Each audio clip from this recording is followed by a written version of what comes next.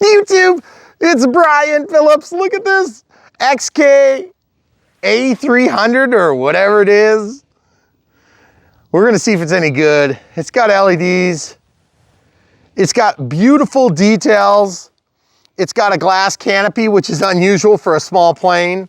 I believe it's EPO, which is pretty cool, but it also feels nice and well built. But just remember when they say sub 250, maybe if you take the gear off. All right, here we go, guys. Taking off. Now there's buttons on here, dual rates, light control, that goes to flashing, and then it goes off, and then it goes back on. I'll show you flash. I didn't wait long enough. So there's your flash sequence. Now I'm back to regular, off, and there's on. 6G senior and 6G 3D. So that's actually senior or 3D 6G. I don't know which mode we need it in, but we're gonna take off. Here we go. All the way up to arm, all the way down. There we go. Oh yeah, feels totally good. Wow. That was unexpected. I know. Good throttle response too. Oh, wow, folks. I am like so amazed right now because it feels great. It looks great. Now I'm definitely in a limited bank angle here, okay?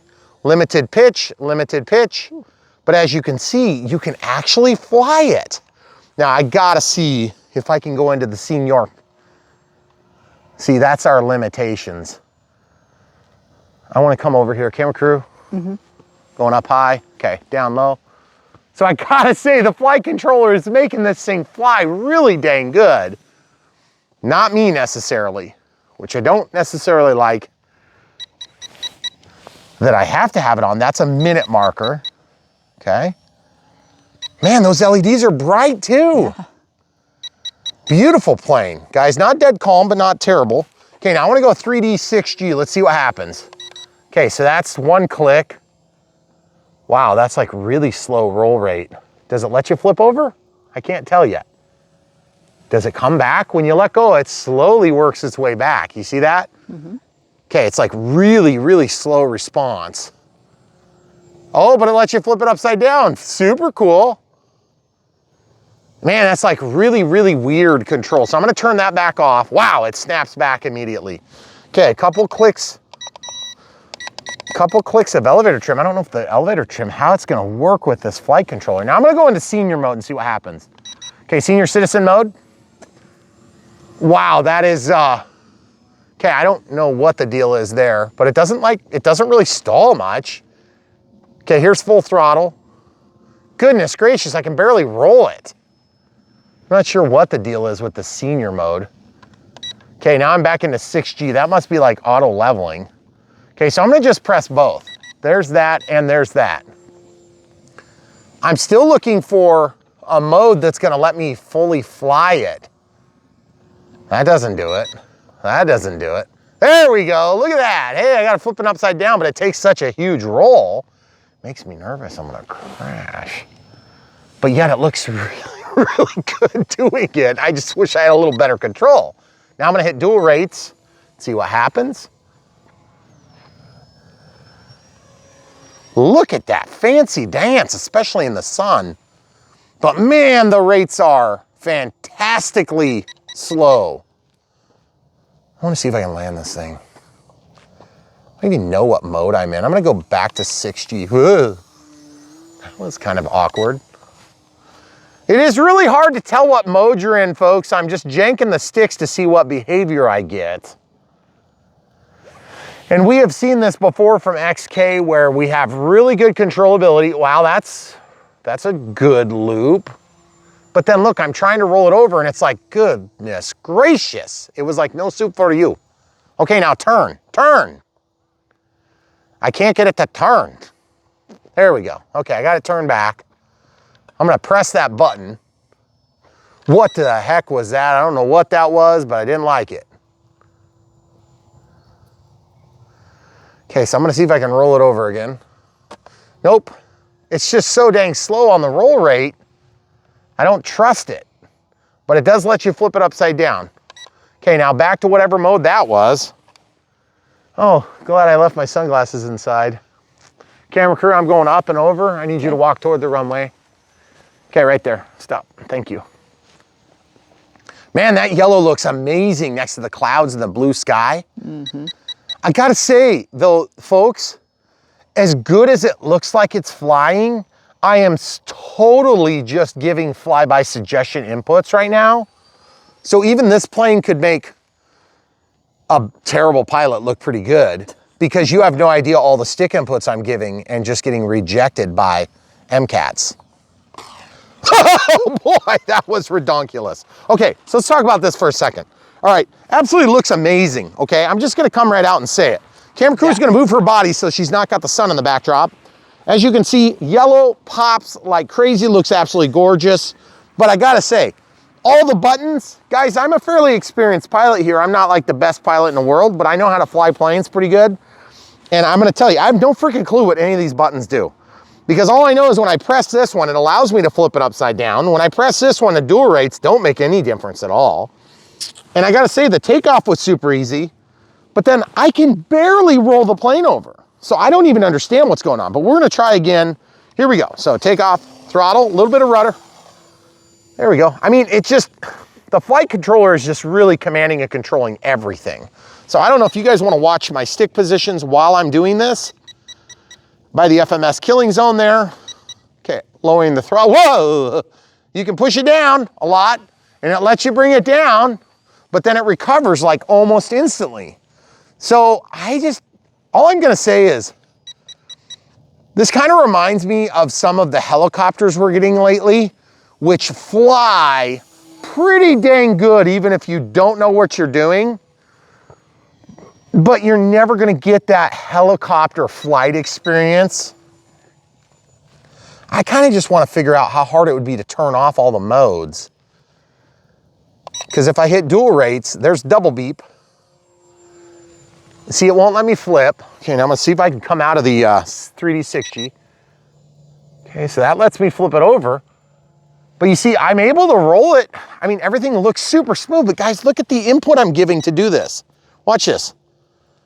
You see the speed? It's like barely moving, but it'll do a loop to save. I mean, it's just perfect every time. So I have to imagine there's a little bit of flight controllerage going on. And I gotta say, talk about a wide turn, folks. But I mean, it looks great doing it. It's ticking me off because I want to be in control. But the flight controller's like, no suit for you, Brian. I've seen you fly before. That's exactly the accent. And it's hard to know when you don't know what mode you're in to know what to expect. I know, and it's hard to know how to fly when there's so much expo. It's like 1000% expo. It slows down so good. What the heck is going on? I'm so confused by this plane, folks. And I don't often get confused by airplanes because I do have a lot of experience with these airplanes. I gotta say, the thing looks absolutely fantastic, but I don't feel like I'm the one flying it. It feels like camera crew could be just saying up, down. So now I wanna show you guys the stick positions, okay? See, it's like fly-by suggestion big time. And then as soon as you come out of it, it's like, it's not even wonky. It's so deadened that you don't even know what to expect. Like, what's it gonna do? What's it gonna do next? Hey, why do you keep going like that? I'm trying to show your hands too. You guys see the big stick inputs I'm giving? I mean, it's like all the way to the extremities. Can you go back up where you were, please? Thank you. I don't like wondering where the camera crew is. Makes me nervous. Especially when I got a plane that wants to fly itself. There's like this dead band in the sticks. I mean, I'm talking like totally dead band. You get about 30% of the center of the stick is doing nothing. And it's just very difficult to fly that way because you have to be so far out in front of what you're trying to do. You're flashing. Okay.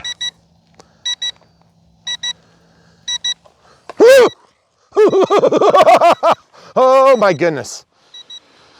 That was nerve-wracking. Come here. Okay. First of all, I don't want to listen to that.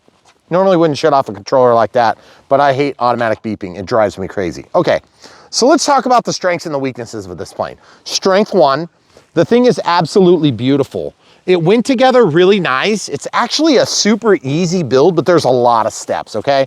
Now, I normally wouldn't recommend ever touching a prop when you got your transmitter off, but in this case, I'm not gonna listen to that beeping. This thing has huge ailerons, and it can roll really quick if it wants to, but it doesn't let you do it. There's 3 buttons on here that control modes and flight controls, and I don't know what any of them do. It's very confusing. So China, if you're listening, fix the problem, because this plane is absolutely amazing. It's really well done in so many ways. And to be honest with you, if you're a terrible pilot, this will probably make you feel like you can fly anything. But you need a wide open space. I'm gonna tell you, the turns that you see me doing, that's about as tight as you can make them. Yeah. That being said, the thing just like never stalled, which is weird. And also it lets you go way down, super steep. So it's like, of all the axis of control, I wouldn't mind the flight controller kind of, you know, limiting somewhat. It would be nose down. Okay, so let's talk about weaknesses. Oh, I just did. Because that's pretty much it. This thing is absolutely fantastic. The worst part of this plane is A, the flight controller, and B, the manual. We've seen that before from XK and other competitive offerings, okay? But I gotta say, they have really made this thing fantastic looking. And you wanna talk about missing the mark? Let's talk about 4 grams. I mean, seriously, 4 grams, and it would have been sub 250. I'm serious, guys. So if you have a smaller battery, you could probably get it in there. And let's talk about another missed mark, okay? That battery has to go into that hole, and this is the battery. Watch. It's long. It's long. Look, there's the battery. 600 milliamp 2S, and you have to slide it into that hole, and it barely fits. And then you have to slide it forward. Now, I am gonna say though, I just cannot hardly believe how well the thing flies, and yet how terrible it feels to fly it.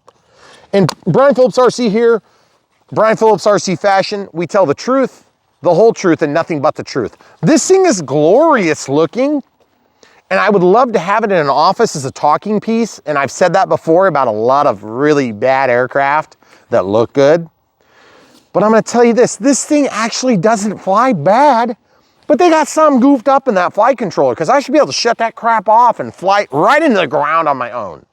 I don't need no flight controller to help me crash.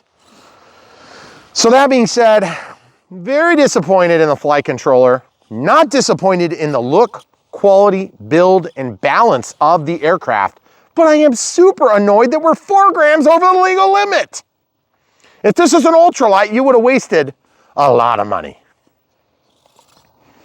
So, in closing, if you want to help support Brian Phillips RC, buy one from the links in the video description below. And you'll help support the partners and support us that send us these amazing aircraft. And yes, I gotta say, it's got LEDs. The only thing this thing is missing is flaps, okay? And to be perfectly frank, if you really wanted to Frankenstein this thing, you could probably put your own brick in there. Your own multi-purpose DSMX receiver or something like that. It does have 2 servos. You can kind of see it through that hole. There's 2 servos on board that control, of course, the elevator and the rudder. And then, of course, 2 servos out here. And then we're stealing power for the flaps, or not the flaps, but the lights.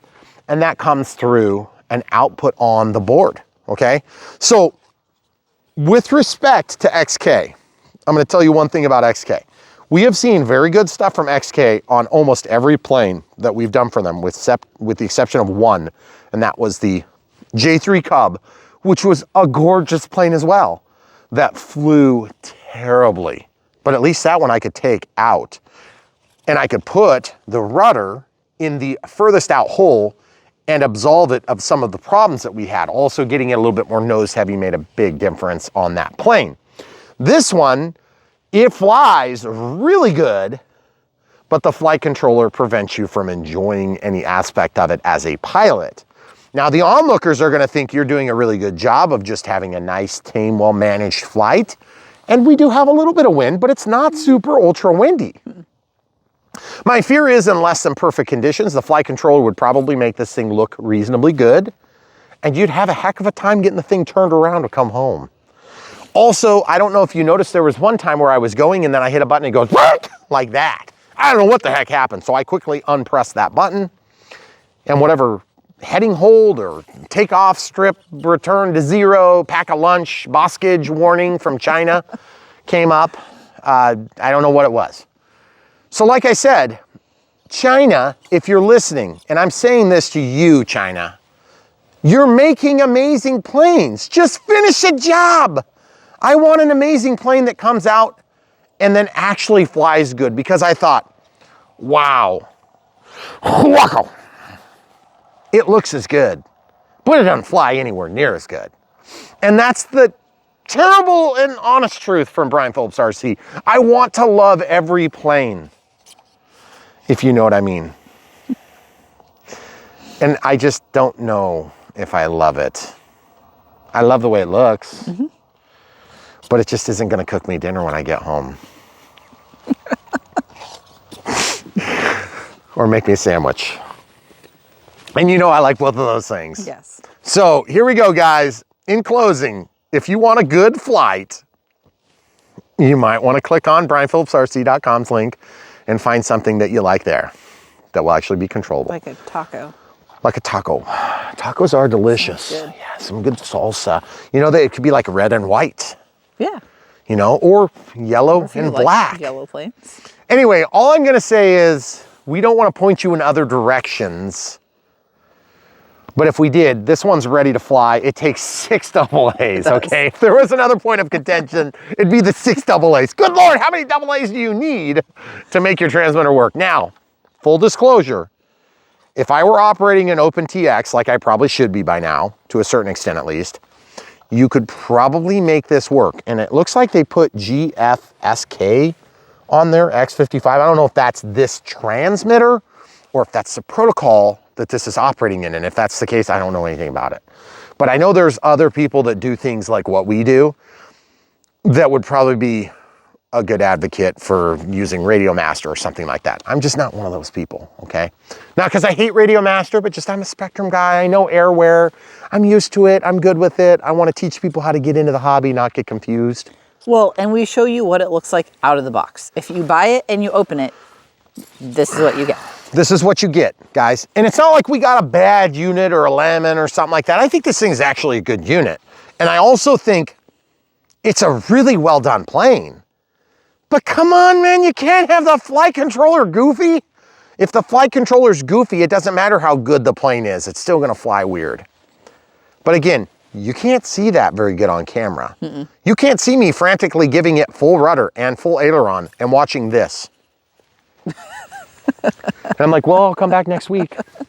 So the truth is, when you get a plane and you can't roll it, guess what happens? You end up like this when you go by the FMS killing zone, which would be over there, that tree. That tree. Or you end up by the vampire killing zone. Vampire killing zone, what's the ones over here? The eagle and the fox. F-16, Eagle, and the Fox. Yeah. Yep, that's right.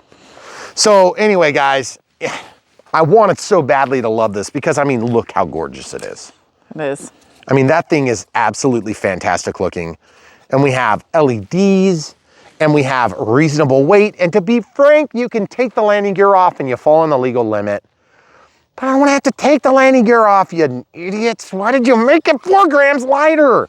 So I don't know if the easier way, camera crew, if you can hold this, if you can make this 4 grams lighter by hacking out some of the foam, have at it.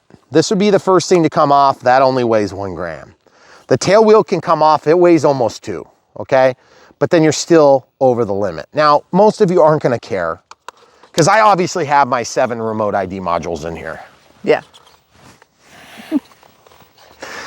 But if you're flying in a FRIA, nobody's gonna care anyway. Like, who's gonna fly this in a FRIA? This is like at the schoolyard, right? So anyway, for those of you that are concerned about these type of things, you can fly it legal. You just gotta pull the gear off, okay? But goodness gracious, China, don't do that anymore. You tempt us with these beautiful planes, then you make them 4 grams overweight. So have we covered the big ticket items? Maybe China needs a new scale guy. China, just quit cheating. We did use China glue on here too, right there. Because I accidentally laid this on the table and pressed on it because these little X braces, they're pretty easy to push in, but I had to push against something and I forgot on the first one and accidentally popped out that antenna. Yeah. So, also these super small servos are serviceable, which is like, wow. The other manufacturers, if you're paying attention, you can do screws like that, and then we can actually route the cable through an opening that doesn't make us pull a piece of tape off and rip all the paint off, okay? And then also, I just want to talk about EPO versus EPS. We have a little bit of movement here, but I'm gonna tell you this, if you crash this thing, you're still gonna screw it up because it's heavy enough that you're gonna take some damage. Brushless motor, brushless ESC, I mean, well, obviously, because they have to be together. Removable spinner, which is absolutely gorgeous. Look at that thing. And it did come with a spare prop. It did come with a spare prop, but it doesn't have the beautiful emblems and it doesn't have the painted tips, okay? So just to be clear, I feel like this reminds me a lot of the J3 Cub. The J3 Cub from XK was gorgeous. And it was long anticipated and just fantastic looking. Came out of the box, beautiful glass canopy, way too heavy. And guess why this plane is too heavy? Probably because of the glass. I would give up the glass in a heartbeat, but then you lose all the cool canopy features, okay? Dual pilots, seat backs, yokes. For God's sake, we have yokes. They're yellow. That's so cool. But at the same time, is it worth the trade-off of, oh, whoa, not sure. Because that's pretty much the way you feel as a pilot. And if that's what you're into, then definitely get one of these. You will enjoy it. And to be honest with you, I mean, that first landing was horrific, but that wasn't me. I was just kind of like a passenger. I was like the third guy in the back seat. I wasn't even up front. I wasn't even a co-pilot. So, I think you guys get the idea. We try to be totally truthful here on Brian Phillips RC because at the end of the day, I'm an opinionated person and I like airplanes that do good things in the air. I also like ugly planes that fly good. I'll take an ugly plane that flies good all day. I know it sounds like it's counterintuitive and a bunch of BS, but that's the total truth, guys. I love flying airplanes. And having some aid, like an AS3X or a stabilizer or whatever, I have no problem with that. Auto leveling even is fine in the right environment, but I still want to feel like I'm flying it and I'm not a passenger, especially when I get close to obstructions. And we do fly in an admittedly tight area compared to some of you. So if that's not an issue for you, you may not have any problem with this. And the other thing too is it is small and the gear do come off easy, so you can become compliant pretty easy. And also it will store a little bit smaller. Biplanes tend to be big planes. This feels kind of heavy when it's fully assembled, but it could be a lot more heavy if they didn't engineer it right, okay? So I think we've literally covered every possible consideration about this plane from XK. And I'm pretty happy with it. Even with all that being said, I still think it's a net victory because I want the hobby companies to make successful planes. I want them to make money. I want them to do this again. I don't want to trash them because they make a couple of different issues on the plane that can't be resolved and makes an awesome plane into a turd. I still want them to sell a lot of them to people that enjoy this stuff, okay? But you have to fall into a pretty narrow category of somebody who loves this unique plane, okay? And somebody that's okay with it flying the way it does. And so if you're in that small niche, I think you're gonna be okay with it. The value is not bad because this thing is like, I think like 140 bucks or something right now. It's a really good value. Now, it might be a little bit more with extra batteries, might be a little bit more ready to fly. If you're getting it at different finish levels, there might be some specials. And admittedly, it is kind of like that gap between Thanksgiving and Christmas right now. We almost never talk about price. I just shot myself in the foot now because you're gonna look at it's like $250.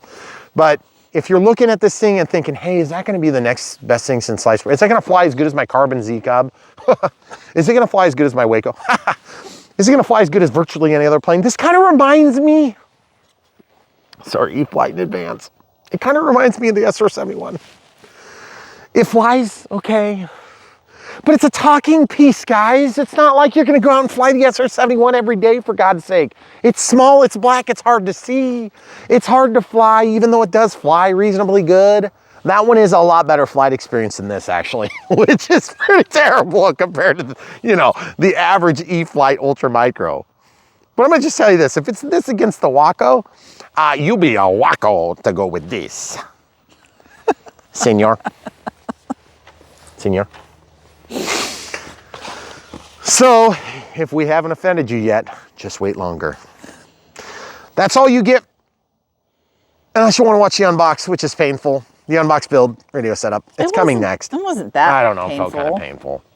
But it will be coming right after this in the same video. And if you guys want to help support Brian Phillips RC, there's 3 or 4 different ways you can do it. Obviously, watch the videos, like the videos, subscribe, click the bell for notifications. Those are easy things to do. They don't cost you a penny.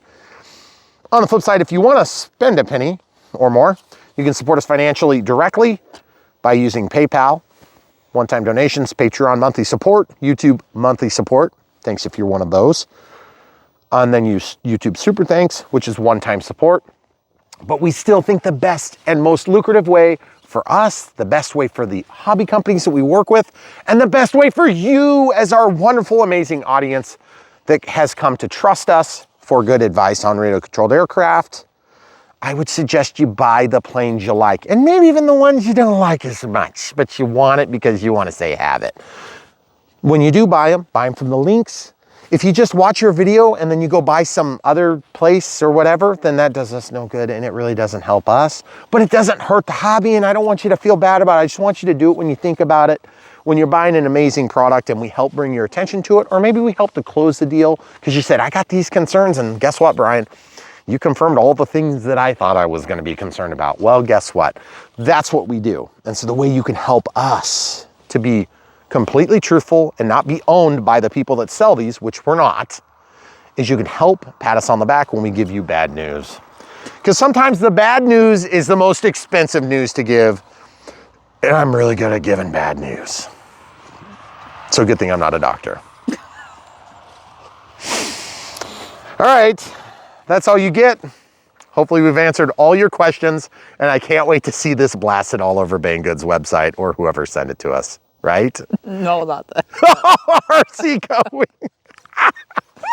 All right, so guys, thanks so much for watching. We really do appreciate that XK made a valiant effort, because I'm telling you, this thing is like 98% perfect. Maybe 88% because of the 4 gram thing, but you can still take the gear off. So technically you can be legal if you need to. But honestly, the flight control, I just don't think you're gonna get past that. I tried all the different combos. There's 3 buttons. I had like 9 different combos while I was flying. Right. Because there's 2 modes for each of the buttons. For each thing. So that makes a matrix of 3 times 2 would be 6 modes, right? Or did I do that? Well, and dual rates are dual rates. Like, don't that doesn't seem to change really do anything, right. though. I don't understand why. I thought maybe outside of 3G or outside of 6G, when you're in 3G, 3D, 6G. Huh. 6G is like the stabilized mode. 3D is like, hey, you can do 3D things. Well, not when you roll at like the speed of the clock. And no, not the minute hand, the hour hand. It's just too slow. You can't fly upside down that long. So guys, you get the full picture. Stay tuned for the unbox. It's coming right now. YouTube, it's Brian Phillips. We're gonna open this box right now. You guys may have already figured out what it is from the thumbnail, but we're gonna see what it's all about right here and right now. And hopefully it's as good as we expect. Here on Brian Phillips RC, as you probably have come to find out, we open these things up. We check out what's inside. We see if they're any good and if the Chinese are stretching the truth. As is very common, we will tell you what we find, even if that means it's terrible. Okay, here we go. Looks like some homemade packaging. Oh, it's the A300 Beech D17S. Okay, so it's a biplane with 3D 6G from XK.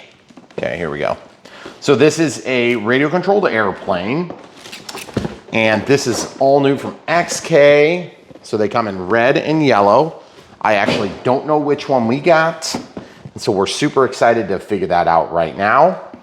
XK has been doing these micro planes for a while, and they are pretty good. So we're gonna see if this thing holds up to past experiences. And we're gonna do it right now. All right, so it looks like there's a little bit of assembly on this one. It's got a different battery than what I've seen in XK products. So this is the A300 manual. We may need to look at that here in a little bit. We got some struts that go between the top and the bottom wing, and it looks like a multi-tool. Comes with a 2S 600 milliamp hour battery with a JST discharge lead and a micro P, or excuse me, not a micro pH, just a Hextronics 2S balanced charger plug. And then as you can see, 600 2S, okay? So we'll get the charger out as soon as we can, get that charging. Really detailed, but looks like the wing is kind of, we got the anhedral instead of dihedral, which is kind of weird. I don't think it has an anhedral on the real plane. Prop, looks like a spare prop.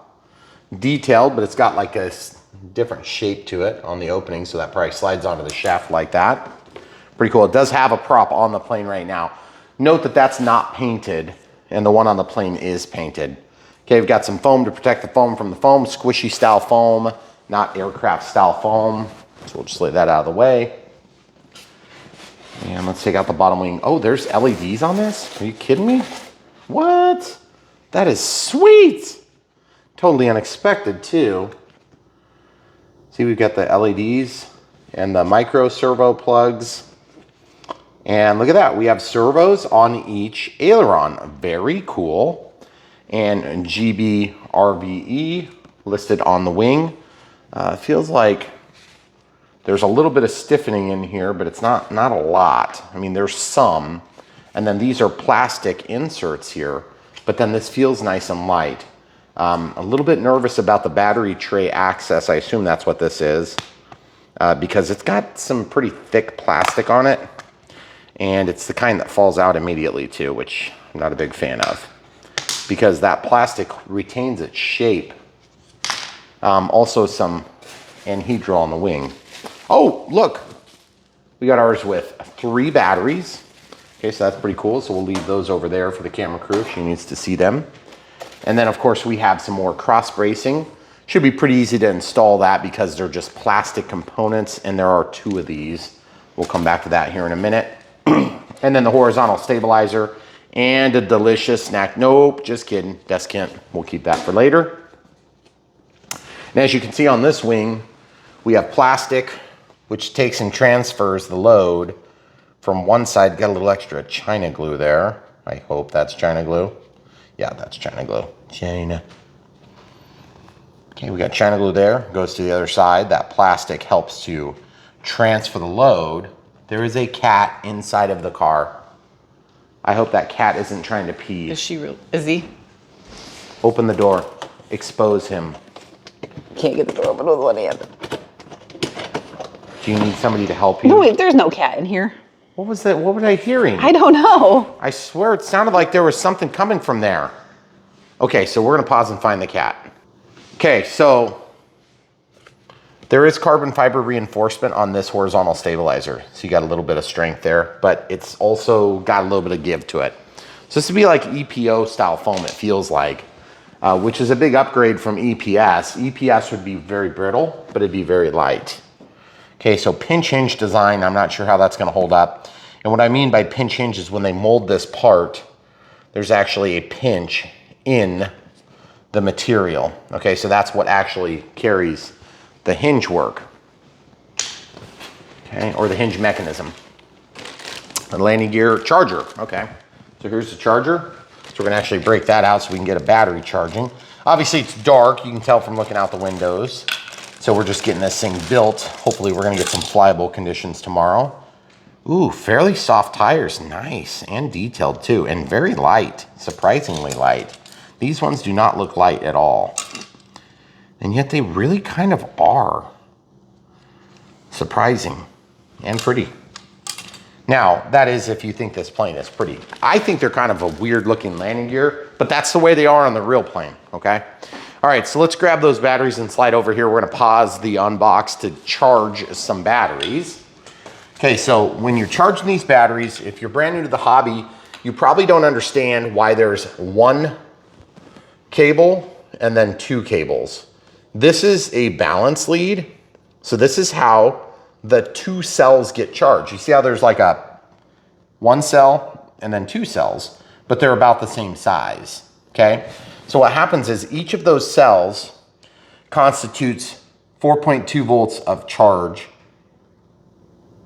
4 volts.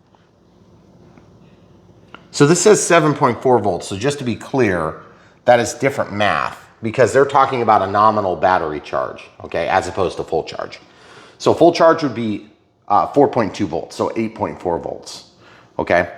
And then you're operating on a LiPo down to about, 3.3 or 3.6 or 3.8, just depends on who you are and how far you want to draw your packs down. Sometimes 3 volts, which would be kind of getting on the low side. But the truth is, you have to charge these a different way because they actually have two cells. And so there's a battery charging system that's built into these little chargers, and they actually charge each of the cells independently. And this is what we use to discharge into and energize the airplane. That's called the discharge lead. Now that we'll show you 2 different ways to charge this pack. First way, of course, is gonna be to grab yourself some sort of an adapter or wall jack for a USB-A output. So we'll just plug that in, whatever this is, run-of-the-mill plug. Plug this thing in, there's a little red light that turns on, okay? And it's got a flash to it. And then you see how these little keys, and then it's smooth. You'll just line up the keys on the bottom, plug it in, and that keeps your polarity correct. And then this is gonna go through a charge sequence. Now, if you're like me, you probably already have something like this, which is an XBC battery checker. And this is also a servo tester too. What I'm gonna do is I'll show you, you can check the voltage on the battery. There's a bunch of different varieties of these things. This is just the one I happen to have. So it's about 53% or 3.8. So good storage charge, okay? Storage charge is important on lithium polymer packs or LiPos. And that's what these are, LiPos, because the chemistry stays the most consistent if you leave them at 3.8 volts when you're not using them, okay? So now what we'll do is we'll bring you over to a more robust charger, if you want to call it that. And what we've got is basically a charger that's going to fire up. Now you can see that this has a different type of end for the discharge or the discharge. That's an EC3 or an EC5, and then a balance lead. In our case, I have a small adapter that goes to the EC3, and it's gonna come out with a JST plug. Now, I've also used a million other adapters over the years, and I've built a bunch of them just like this, so I can do parallel charging and all sorts of adapters like these things for all sorts of different types of batteries. And if you just look inside of here, you can see what I'm talking about. There's a million of them, and there's just a dime a dozen, okay? So here's an IC, instead of an IC3, we've got an EC3. I think I said EC3 and I meant to say IC. This is an IC3 because it's got the data lead, even though there is no data line because it goes to a JST, which doesn't support a data line, okay? This is an EC3, an E-flight connector. And you can see where in the design, they eventually ended up with that data pin, okay? But these are otherwise the same. So I've got 2 channels here on this, meaning, oops, that's actually I'm sorry, that's a female as opposed to a male. Or that's a male as opposed to a female. So we'll just grab in here and get the right one and come right back. Okay, so I have one of these around here that's got an EC3 instead of an IC3, okay? So that's ready. And what you'll do is you'll just plug this in. The lighter color is positive, so orange in this case goes to the positive, so you can plug it in. It's also keyed. And then the balance lead, you'll see this will wake up, it says 7.8. If you can come up here so they can see, it says 7.8. Now when I plug this lead in, it says 7.8, okay? Sorry, our camera's being slow. So now we plug this in, you can see it populates the screen with the actual the values of each of the cells. So we're gonna press this. We're gonna change the charge rate. Since this isn't a smart battery, you have to actually type it in. It's 600 milliamps, so 0.6 would be 1C, and then start. So it's gonna give us a charge remaining time, and then you can also scroll through data about this will eventually populate after a few minutes of calculation. There you go, internal resistance of the pack. Then you can go back up and you can see what the discharge lead has on it and then each of the cells, okay? And then it's just gonna chime when it goes off, okay? So then channel 2, nothing, as you can see, it's not connected yet. So we'll just run through that procedure again. Now, if this were a smart battery, there would be an additional line, this gray wire, which passes data back and forth from the little charge controller that's built into this smart pack, okay? And so those smart cells will automatically start as soon as you plug them in because they are self-aware and they know what their status is. So they know what battery it is, all the way down to the serial number of the battery, how many charge cycles, all that wear and tear information, and they auto discharge. Okay, so these ones, that's something you may want to consider doing, is when you're done playing with the airplane for the first few times, you just go ahead and leave the battery uncharged until you're ready to fly the next time. And if you don't have a more expensive tool like this, which is from Spectrum, it's actually one of the best values in the RC industry. I think it's like 50 bucks, and you will get every cent's value out of that. You can actually buy an even cheaper component, which would be a voltage alarm like this. And I'll just use a different battery so it's easy to plug in. So we're charging the others. This one, you plug it in, you'll have an alarm, and then it tells you how many cells, what the cell count and cell values are.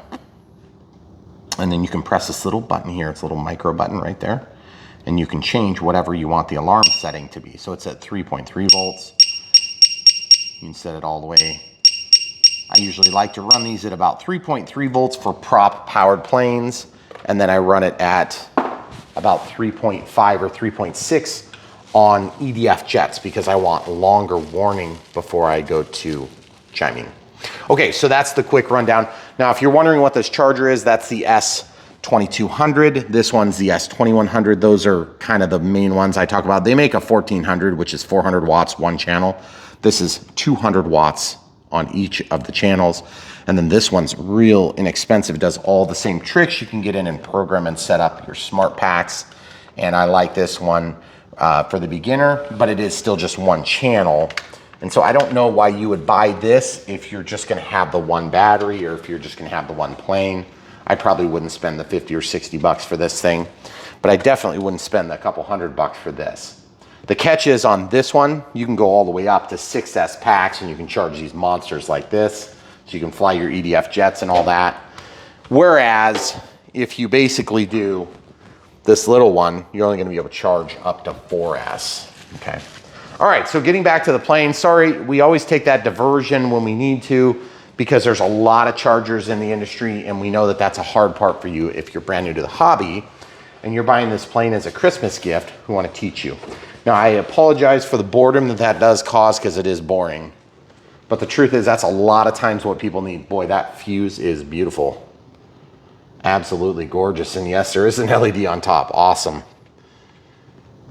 Beautiful spinner. High gloss, or it's just definitely a reflective finish. And beautiful decals. A little China glue extruded there. That's no good.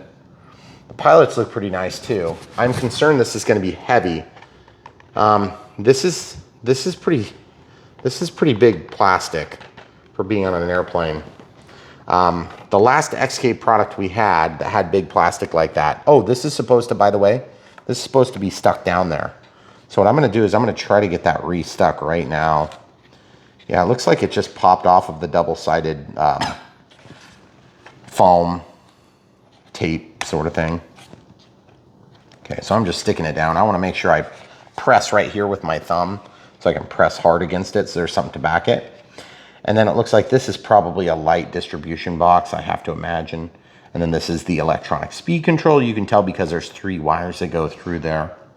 And then it goes through what looks like a servo cable to then run the brushless motor, which if you look real close, you can see the brush. No, you need to look from over here. You see it? It's hard to tell it's there. See? Isn't that cool? The bell housing back there. So there is a pretty big gap here, and I'm not a big fan of that, but I think they do that so that they can get that both down and to the right angle tilt to it. And that's normal and supposed to be there. That helps the plane to handle and offset some of the torque that's generated by the prop spinning. Okay, so don't forget that and be careful as you pull it out. Sometimes they like to pop out of there. So I'm gonna drop this down. It's very staticky, goodness gracious. Okay, so there's our transmitter. Now I do note this is a different transmitter than the last XK product we've seen. I am gonna show you that more in detail. I just wanna get the box closed so it's out of our way and I'm not tripping over it. Really nice carrying case if you want to completely disassemble your plane. And I'm just gonna go ahead and focus on the red one on that because we've got the yellow one today. So just looking at this transmitter, this is a 2.4 gigahertz GFSK, I guess, X55. Is that what this is? Nope. No, that must be the protocol. And then back here, of course, good Lord, 6 AA's, okay? And then we have throttle, rudder, spring-loaded, feels pretty cheap, but that's to be expected. There is a lanyard attachment point, power up, power down. Trimmers, don't know if they actually are trimmers. Dual rates, light control, 6G senior. Sensor, I don't know. Senior. 6G senior. 6G 3D, I don't know what the heck they're talking about. So that's evidently how you change the mode, okay? So now, as you can tell, there are some pieces here, so we're gonna have to put this plane together, and that is what we do on Brian Phillips RCs. We build these planes, we help get you from in the box to in the air, and that's what we do, and we've been doing it for thousands of videos. If you wanna help support us, all you have to do is watch the videos, smash the like button and subscribe. Click the bell for notifications if you want to see new content all the time. And as you can see, the living room has been cleaned up graciously by yours truly and the camera crew because basically Santa came early for my wife. Oh, also I noticed there were some specs on the side of this box. Do you see those specs? Mm-hmm. So it's 550 millimeter wingspan. Looks like an 1806 7.4 volt motor. That's kind of weird that they say 7.4 volts. 2S 600 milliamp. And then it says description of receiver socket. You skipped the 240 grams. Oh, 240 grams. Yeah, that would be nice because then it would be sub 250 and that's a big deal. I do not talk about that because I don't trust that number. Yeah. And here's why. Because if it's over 250, then that means it falls under the drone registry stuff, so you'd have to go through all that BS. And if it's under 250, then you're actually good to go flying it without any sort of special qualifications, and that's really the way it should be. You shouldn't have any qualifications to fly this plane, let alone that plane. It's just insane. But we live in the world of insanity, so we have to operate within the boundaries that the idiots put in our lives. So that being said, fly safe, don't cut yourself when you plug in your battery, and you'll be fine. But I didn't tell you anything. You didn't hear it first on Brian Phillips RC. All right, so we're gonna go ahead and do this assembly. Let's see if they give us everything we need. Looks like this thing has a screwdriver in it. Obviously, you do have to provide your own AA's. So, and 6 of them, good Lord, that's a lot of batteries. I don't know why there's so many batteries. They probably got extra batteries so they can run the LEDs. On the airplane. Just kidding. Sorry guys, stupid dad joke. Wow, is that magnetic? That's magnetic? What? I swear I'm feeling a magnetic field. Maybe it's just in my head. Okay, so we have a wrench of sorts. So that's very weird. And then we have a bunch of Phillips screws. So not sure if I'm supposed to like use the wrench to tighten the screws, or maybe I should use this, the Phillips screwdriver. This is micro size, so if you're in China, this is probably a normal size. For here, it's not normal, it's abnormal. Are we gonna read directions? The answer to your question is probably. Here's why we're gonna read the directions, guys. Because these parts, there is a lot of them. Oh, good Lord. Are those actually? Oh no, they stay together, it looks like. Looks like these do stay together, thank God. I was nervous about that. And then the prop is just a spare prop. So it looks like if you have to replace this, you'll have to get in here and loosen that screw, which they do provide the tool. What you'll do is you'll brace your prop. Wait, yeah. You'll brace the prop and then you'll twist this to undo it. And then once you undo it, then you'll go ahead and eventually get to the point where this will fit on there, okay? If you put it the wrong way, it will be noisy, but it will still technically move the air the correct direction. You just probably won't have enough efficiency to fly very well. So just make sure you get it on there the same way. So the instruction manuals from XK have been average to terrible. What did I just knock off? I feel like I just knocked something off. Maybe I just hit my belly. So we'll hope for the best on this one. Camera crew, if you want to show the people. Mm-hmm. You need some ground takeoff skills. Taking off from the ground is usually pretty good. Wheels up, wheels down. That's what I like to do. It's one of my favorite parts of flying radio controlled airplanes. Installation, I was just mostly curious what they wanted for steps. Install the upper wing. I'm gonna just go ahead and start with the tail then. Okay. Okay, you ready? So, as you can see, we've got a bunch of screws in here. My biggest concern is that I'm using the right screws. Right. So go ahead and send that manual over, or you know what? I can probably use this bag. I just need something to kind of keep them from shooting everywhere. We just need to see if there's... If there's two sizes, they're not the same. Okay. That's the problem. That's why I care.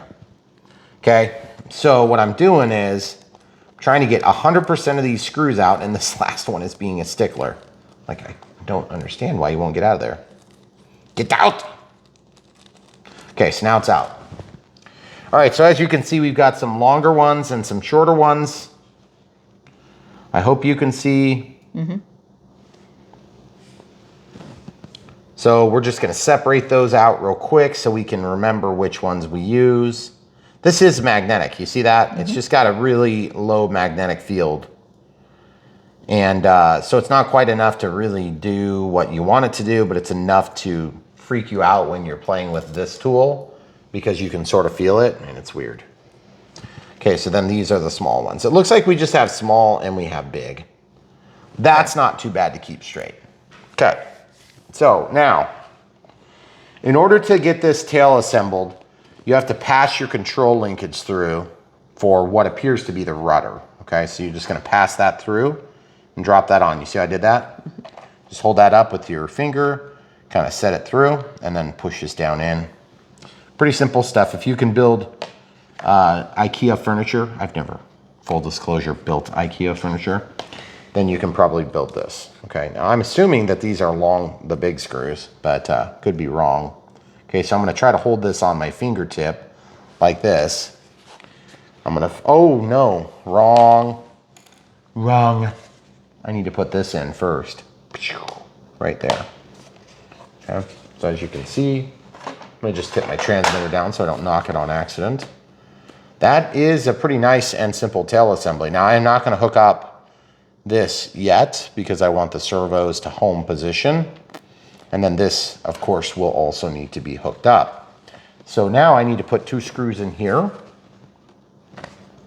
So here's what I was gonna do before I screwed it up. So I'm aligning this screw onto the Phillips tip, and I'm gonna bring the plane to it so that I don't have to fight it, okay?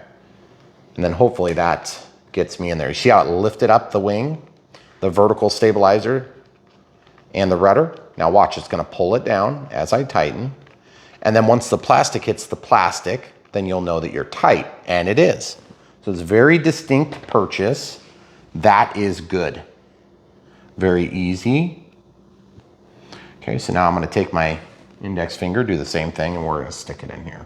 So guys, if you're new to Brian Phillips RC, you're probably thinking, goodness gracious, you are doing a deep dive on an XK plane, Brian. Yes, this happens sometime. We didn't know we'd have to assemble this plane, to be honest, but I didn't realize it was so big. Right, I didn't either. Which, to be honest with you, I'm both happy that it's bigger and disappointed that I have to build it. But the thing is, when you're in this hobby, we have to build a lot of planes. It's just these small ones, we usually don't have to build them. They come out of the box practically built. This screwdriver is very hard for my hands to hold. So I may have to adopt a different screwdriver here in a minute. Okay, so that's tightened. Oh man. The tape stuck to the prop, and so when I lifted up the plane, it mixed all the screws together. Yippee, that worked perfectly, minus the perfect plus the huge embarrassing failure. Okay, so we're gonna take a quick second, come back. All right, so we just got the tail on, so now I'm gonna stick this tail wheel in. Should be pretty obvious how that goes. Slide it into that box, and then I'm gonna press, but I wanna make sure I have some fingers back here. I have some fingers back here supporting the plane, okay? So, because you have to press pretty hard on some of these things to get those landing gear in, okay? So if you don't support the back and you press on it, you'll probably break something, okay? So just be careful. Also, if you look at these servos, you can tell they're locked in their furthest back position. I assume they're going to rock this way, and I assume that one's gonna go that way, but I don't know that, okay? I assume that's right. They will home position as soon as we power cycle the thing, okay? So if you wanted to power cycle, by the way, exhaust tubes down here are really cool. This is a gorgeous little plane. I'm surprised. It's almost ultra micro quality, except you have to build it, which makes the box a lot bigger. And this plastic makes me nervous. The last XK we had plastic like that, and it made it too heavy to fly well. Okay, so this top wing can go on because there's no wires that pass through to this. See, there's nothing going on. So I'm gonna actually put the top wing on first. And it's kind of interesting now that I put the top wing on, it's kind of tempting to just say, wow, that's a cool high wing design, except I hate the way that the wing is bent down. That is very ugly. Maybe the bracing will help keep it better, because otherwise, spread apart. Maybe it's supposed to be like that. That might actually be the way this plane is designed, guys. If it is, I apologize. This is kind of a weird plane, but I've never done this plane, so I really want to do this plane. And here on Brian Phillips RC, we've done tons of planes, okay? We do a lot of planes. Fixed wing is probably our main thing, okay? And if you've never seen our content before, welcome to the channel. I hope these screws are right. We usually don't read the instructions unless we have to, desperately. And so this might be one of those times where if you get the wrong screw, this is really, really hard to do with this dinky screwdriver. Guys, I work with my hands for a living and happen to have been mowing in the snow today. Yeah, that's right. You heard it first on Brian Phillips RC. Mowing in the snow is not intelligent.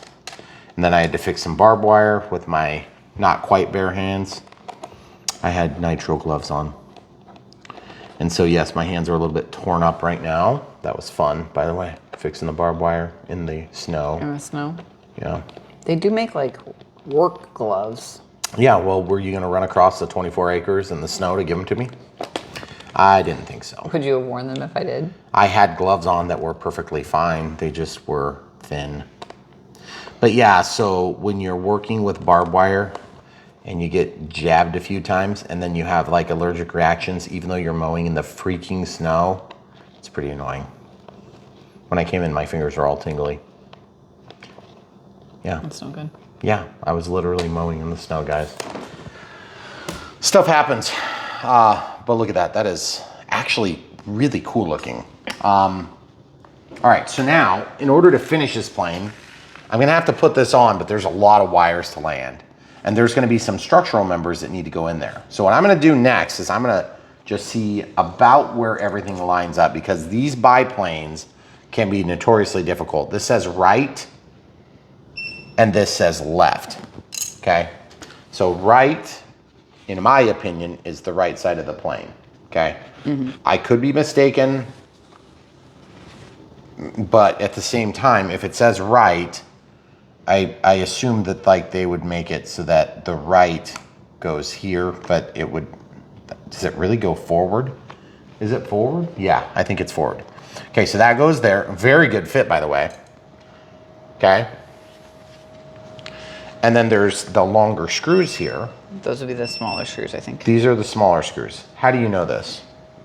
I looked at the directions. Okay. Was that supposed to be a smaller screw too? No. Okay. So basically the main connection to the fuselage is going to be The bigger big screws. And then Yep. the little screws on those like accessory kind of right. pieces Okay. is what it looks like from like quick glance. But just to be clear, this is a load-bearing piece. It is a structural member, okay? The other pieces are probably more, oh boy. Decorative. I just thought of something. How do those attach? How do those attach? Oh, those are just pinned in. What the heck? Really? What? How do you put them in? I haven't gotten that far in the directions yet. Do I have to stick them in? Oh, I see the pinholes. Look, right here. 1, 2, 3, 4, 5, 6, 7, 8. Yep. Oh, okay. All right, so we're doing this right. So guys, if you're brand new to Brian Phillips RC and the first time you've ever seen us do one of these unbox build radio setups, you might be thinking, just read the instructions, Brian. Just read them, please. He's not going to. Just stop telling him. I will read the instructions. Later. After I completely fail. But if that doesn't happen, then I'm not going to read them. And truthfully, I enjoy putting these planes together off camera, listening to music and hanging out with a family. But filming building the little ones is kind of like, really? Come on, man. Come on, man. So I do really like planes and I like flying them. That is what I like about this hobby. Building the planes is not my forte, but my grandpa used to do that and he's now since passed away. But we got to share that before he passed away for a few good years, which is really cool. And I hope that you guys have that opportunity with your family as well. And even though the foamies have sort of, let's just say, taken over the industry in the mainstream, you know, retail side of RC, there's still plenty of amazing, you know, real jets and real balsa wood airplanes and big airplanes that you can get your hands on and really enjoy. And we do as many of them as we can, but it is sort of out of our area of expertise. We tend to handle the more retail sort of things that you can order online, help support us by buying them from the links in case you guys were wondering. Well, looks pretty sweet. So far, so good. Okay. We're getting there. Now I'm tempted to put the landing gear on, but I'm not gonna do it. Yep, there's the holes. 1, 2, 3, 4, 5, 6, 7, 8. Okay. So in this case, I'm probably just gonna go ahead and try to put these on. Now, how the heck am I gonna tell which one's which? Because these are they the same? No, they have different reach. Okay. So I don't know which one's which. Oh, okay, I know how to tell. The one that reaches further needs to reach further toward the inboard portion of the upper wing. How do you know that, Brian? Because I studied the bottom wing. If you look at the bottom wing for a second, do you see how it's thicker in the center? Oh. Mm-hmm. So that would exclude them from the capability. Okay, so you see what I did? This is awkward, and yes, I do have to do it, and I'll probably block your view with my fingers because it's really, you just kind of stuff them in there, okay? Oh, okay. Yep, now you could technically, you know, you're blocking the light even worse than I am. Thank you. You could technically put some China glue in here if you wanted to. You could use some forceps to help get these in because look how tight that spot is. That is like really obnoxiously tight in there. Like, I don't know how I'm gonna push this in. Okay, that one's in, so now maybe I can get this one in. You guys see what I'm struggling with? Mm-hmm. It's like, I got nowhere to stick my finger. Ugh. Maybe I'm gonna try the screwdriver here. There's a little bit of an edge on the back side. Yeah, buddy, there it is. And then it's kind of wiggly. Not sure I like that. Okay, now I've got that in, but I'm not gonna actually do any more because that has to happen before we can put the other half of the plane together. Okay. This is not a bad build, actually. It's pretty simple stuff. We've done a lot worse, folks, on Brian Phillips RC. It's just, we've built dynamis before. Yep.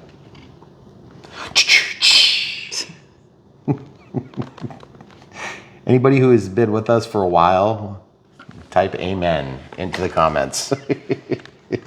And we built other brands that take a long time that then turn out really nice, like Dancing Wings, for instance. Right. Dancing Wings would be an example of an ARF style plug and play. This would be, XK planes are generally like come out of the box, put the battery in, you're ready to go. So it's a little bit unusual. You have to actually do a little bit of assembly, but I don't totally mind it. And you can sort of check if those line up, because look where the holes are. They're on the back side of these, okay? So I mean the back side of these, okay? So we should be about right. Now that we have this assembled, I'm gonna go ahead and try to get these wires landed. Now this is gonna be a Bearcat, and not a Bearcat aircraft. I would like that. I had a Bearcat once, it was nice. And then it died. A fiery mess of disaster. Can you film what I'm doing? It does say to arbitrarily connect those. Okay, whatever. Okay, so these are micro PH1S connectors that go up here. That's a red connector. It's very unusual. Don't know that I've ever seen that. The pin, okay, so you see how there's a key? The keyhole goes like that. If you do it wrong, it won't work, okay? It won't fit. This is a micro PH that's white. Is there a particular spot where the red's supposed to go? Did it say anything about that? Do they care? It says arbitrarily connect the light line to the wing to the light board. Then plug in the Y line of the aileron steering gear into the receiving board. The steering gear? Okay. I'm just reading the directions. I just wanted to make sure it was the Chinese typing it. Yep, not me. So this is the JST receiver. It's actually a pretty robust cable. I'm not hating it now as much as I thought I might. So this is a Y splitter cable here. Yeah, that's weird. Okay, so brown goes to black. And no, it shouldn't matter which one's which. I guess, no, they said arbitrarily. So it might actually matter, folks, because if they aren't sharing the channel, although it comes from a Y cable, so they are sharing the channel. I mean, arbitrarily means it shouldn't matter, but that doesn't mean that's what they meant. Well, you see how this thing's red? Mm-hmm. Look at that connector down there. It's red. It's got a red housing on it. Red. And then this is red. But that one was already plugged in. I don't know. I'm just gonna pretend like we have it right. Okay. And then what we're gonna do is we're gonna grab a battery and we're gonna test this before we put this all together, because I'm not doing all these things twice. Okay, we're gonna do that and come right back. We'll get some AA and get those loaded up as well. All right, so we just pulled this off the charger and we'll see if it's charged. Yeah, good enough, okay? And then this is the provided charger in the same time frame. Let's see what it did. It's actually had a little bit of a jump start. Yeah, close enough. Now this is technically not done, okay? So the light's off. It will come on, I believe, when it's done. We'll double check that. But our charger was saying it's done, so we'll go ahead and go with it. Okay, remember, 600 milliamp hours, which is listed right here. See that, 600? Mm-hmm. Okay, that tells you that it's 0.6 amp hours if you have to set a charger to 0.6 amp hours. 1,000 milliamp hours would be 1,000 milli, which is 1,000 amp hours, 1,000th amp hours, okay? And that speaks to the amount of capacity that the cell has, okay? And then the amplitude is the voltage, and the voltage is defined by how many cells in series are hooked up together. So you're always gonna have the two wires that go out to the aircraft, whether it's a helicopter, a plane, VTOL, whatever. And then you're gonna have the right number of pairs of wires for each cell. So there's 3 wires, and you're like, well, why is there 3 instead of 2? Because it's 2S. Because you need a ground compared to the positive, so a plus and minus on one cell, and then a plus and minus on the other cell.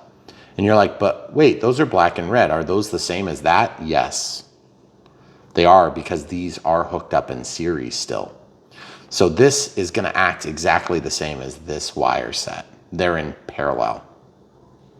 All right, now that we've done our electronics lesson. I'm glad they made that really easy to. Well, wait till you get to much more complicated batteries. That's super basic, okay? These are AA's. They're purchased from Harbor Freight. They're the cheapest, crappiest ones you can buy, because we have literally gone through hundreds and hundreds and hundreds and hundreds of them over the course of this channel, which is 9 years deep now almost, or are we Almost, into the 10? very close. Okay, almost 9 years deep, okay? And by the way, thanks guys for being with us through the 9 years if you're one of our longtime supporters. Okay, so power on. Okay, so this evidently means it hasn't done anything yet. Okay, so we have trimmers, okay, trimmers, off, back on. Let's, G6, senor. Okay. Okay. Okay. Cool, all right. So we've got that ready to go. We just have to be a little bit mindful and careful about the prop starting. Okay. You don't want to get cut. And so generally you want to have the controller on first. I don't know if that's true for this particular model. So I'm just going to slide that over to the side. And what I'm going to do is I'm going to go ahead and energize this with the plane upside down, and hopefully it doesn't start off and cut me up, because look where everything is. I'm going to go out on a limb and say it's not going to start. Ho, ho, ho, ho, ho. Oh, that's so cool. So not only are they lights, but they're flashing or solid lights. That's pretty sweet. They're bright too. There's the rudder, and there's the ailerons. So now, the tough part for me is I'm gonna have to figure out, oh crap, which way the ailerons are going. Okay, so I'm just gonna flip this over. All right, so here's how you can tell. The rudder's not hooked up. That's correct. That's correct. See, correct. Okay, so where do we stick those holes? Do you know? I do not know. I'm not sure it says. Okay, then it really doesn't say. I haven't gotten past that page.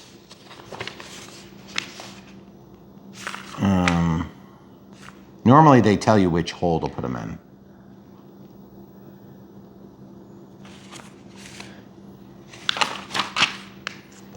They don't tell you which hole to stick it in. Bummer. Guess we get to pick whichever one we like better. There you go. Okay. What about boskage? Haven't seen anything about Boston What about yet. lunches? What about You do need to packing pack a lunches? lunch. Okay. All right, guys. So are you gonna That's a stick it? long-standing inside joke about a heli package we opened once. The Chinese had in there to pack a lunch. Like literally, they actually did. And then don't fly in front of people that are handicapped. They said that too. Yes. Because I think what they meant to say was don't fly near hospitals. And it did not translate well. But that's half the fun of doing Chinese products, is when they say stupid things like that. It's hilarious. Okay, so as you can see, that's tipped way over. Okay, so we got, pretty sure it's not supposed to be quite that bad. I'm gonna cover that light. That is a really bright LED. They're really I'm bright. actually super impressed. And I love that there's 3 lights. That's a little bit weird that we have a white light on top. I don't think that would normally be a white light, but I'm very happy. Okay, so this needs to be turned in, okay? So I'm gonna hold this, and I'm gonna twist 1, 2, 3, 4, 5. Now I'm gonna put it back in the outside hole. And why are you picking the outside hole? Because it's the safest option. If I pick the inside hole and there's too much yaw authority, then we can cause the plane to crash. And we had that problem on the last XK product we did, which was the J3 Cub. And it had a very heavy design on this little thing is like really awkward, okay. You see what I'm doing, the fuel tube thing? It's like the world's thinnest piece. It's almost like heat shrink on this one. Okay. That is actually a pretty awesome looking plane. If you don't like this particular plane, I understand, but like it's a pretty good rendition of it for being small. Oh, and the J3 Cub, yeah, we had problems with that because the plane wanted to yaw really bad and go into a death spiral. Okay. The tail wheel is huge, hugely ugly. I may have to take that off at some point. Put a different wheel on maybe. Okay, so obviously we've got this thing to where we can get the elevator hooked up, and then we're gonna see if the ailerons go the right direction. Okay? So if you guys hear like a data center over there, that's my charger. Trying to balance the battery. 1, 2, 3, 4, 5, 6. I'm just putting this in further to try to get it to line up so it doesn't put the elevator up or down neutrally. Okay, so there's that. That's pretty dang close. Then I just take and slide back this little collar, that little heat shrink, whatever it is. Then I slip this in. Now, under normal circumstances, on a plug-and-fly plane, I would normally, these are pretty decent quality clevises. They're not perfect. Clevis. You guys see what I'm talking about? Now the elevator is sort of straight. Straight-ish, okay? So now we need to check the ailerons by laying the plane on its belly. Okay, so now we can check rudder, elevator, aileron. Cool. Dual rates. No difference there. No difference there. No difference there. Okay, light control. What the heck? Oh, they're flashing off. Solid. Okay, so that's interesting, but also interesting in that if you wanted, you could technically make one of them flash, and then you could make the other two not, but you'd have to get a little creative with your wiring. So I'm just gonna go with, there is a button. It does things. All right, guys, so let's go ahead and unplug the battery now and just de-energize this circuit because we don't wanna cut ourselves or anything. So we can lay that off to the side. So now our objective is to finish the assembly of this because it has lost signal, so it started beeping at me angrily. I'm gonna twist this. And I'm gonna try to get this wire so that it's in here contained well. And then I'm gonna open up this little bottom cavity access. And I am gonna put a piece of tape on that here in a minute. But what I gotta do first is I gotta get all this wiring so that it fits nicely. So I'm actually gonna pull it toward me. I'm just gonna slowly drop this thing down. Remember, I wanna anchor this to the wing, but I don't wanna damage the spots where all this other plastic crap goes, okay? And it's kind of not lining up very great right here. You feel my pain? I see. What am I struggling with? I don't know why I'm struggling. Usually find the hole and just cram it in there, no problem. Oh, there it goes. That was like way harder than I thought it was gonna be to do. Like I said, normally I just kind of slam it in there and it goes, but oh, there it goes. I don't know why it's giving me so much. Oh boy, did you see what I did? I pushed with my thumb on this spot and it allowed it to slide down in. Yep, there it goes. So I had to, wow, that is a really good fit. Surprisingly good fit. And it feels like really stout now. Oh man, I'm just hoping this thing is actually sub 250. That would be ideal. Also, there's a lot of room in there for that battery. We're probably gonna have to take some of that foam out of the packaging and make like a holster or something. I don't know. Is there even room for the battery? Where the heck is the battery supposed to go? You know what I'm gonna do also? I'm gonna use this super short screwdriver. I'm gonna try to push some of this crap in here for cable management reasons. And I'm gonna try it with the prop because I can't reach with the screwdriver. Problem is, this prop is not super strong. Goodness gracious. Guys, this is why nobody else films this crap, because it's just kind of frustrating steps like this. But I'm gonna be honest with you, when you get into the model thing, you know, and you're doing RC aircraft, these are the types of tips that are actually kind of helpful.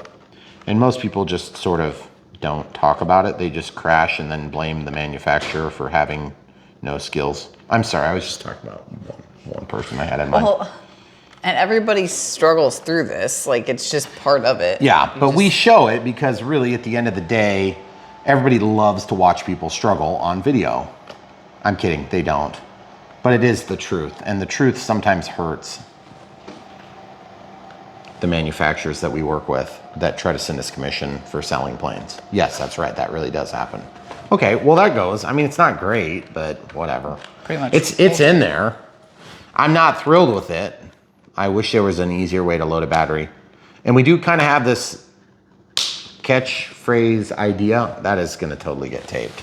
Yeah. That looks actually pretty sweet. I don't know if there's retracts on this plane in real life. You need to shut off that light. Yep. Thank you, you're blinding me.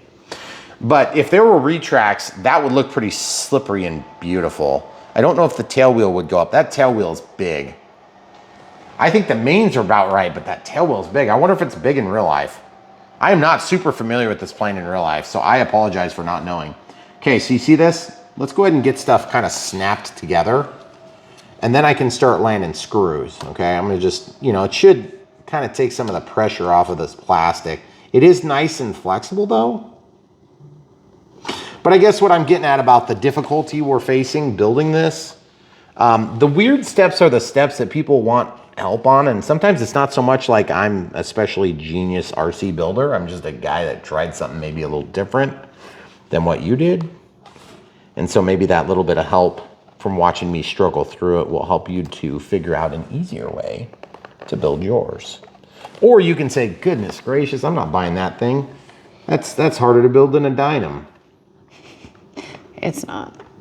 No, this is actually pretty easy. Yeah. It's just a lot of small steps. And to be honest, we've had a lot more awkward steps on planes.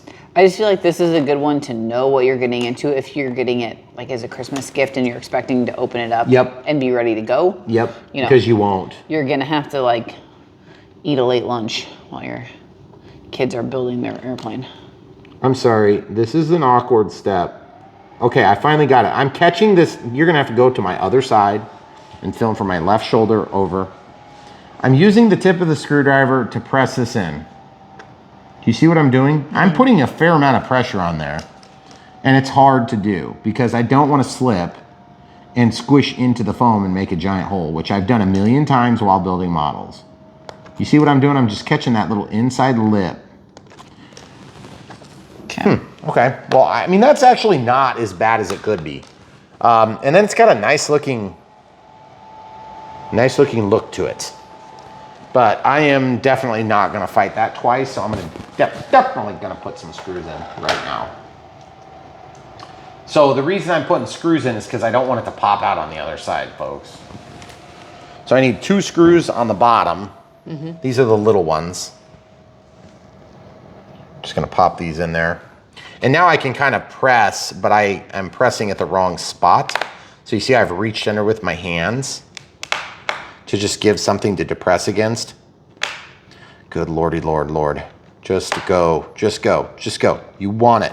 You want it bad. I know you do, screw. If you don't talk to your screws, they won't go in properly. You have to give them encouragement.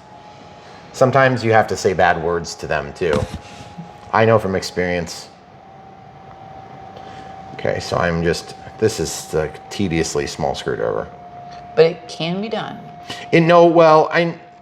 We usually just get our screwdrivers out, to be honest, guys. Yeah. I have like 100 screwdrivers like this. But that actually worked. It wasn't too bad, okay? Now this side, we're gonna have to flip this over to get to it. Because you have to do it from this angle. So the first thing I'm gonna do is get that lined up. And I'm gonna do these 2 outboard ones. They're quite easy, and my camera crew has gone to the side that my hand is completely blocking the view. And of course it is tough for her because she has to try to read my mind, and usually when you're married, it's the man that has to do the mind reading. Right. Every once in a while, the role reversals are sweet within this industry.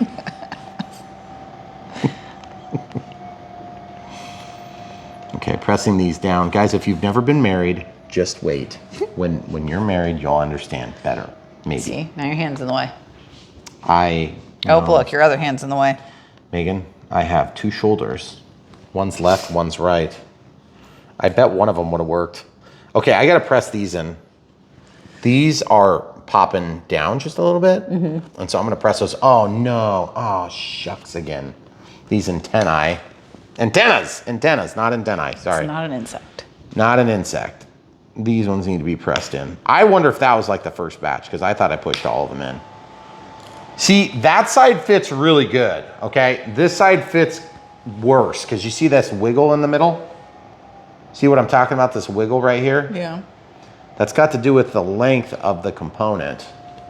And what I want to do is I want to see if I can bend it out, see if I can get it to, it's just not wanting to go. I'm going to see if I can press that in just a hair further, see if I can get it to bite. Man, this is awkward as awkward gets. Ooh, yeah, a little better. It's not perfect, but it's pretty good. Now I got to put some screws in over here, and I don't want to break the antennas out again. By the way, we were saying the antennas thing. As part of this YouTube channel, one of the unlisted benefits is that you will be corrected by millions of, literally millions of people watching your videos when you say something wrong. Or if you have an opinion that's incorrect.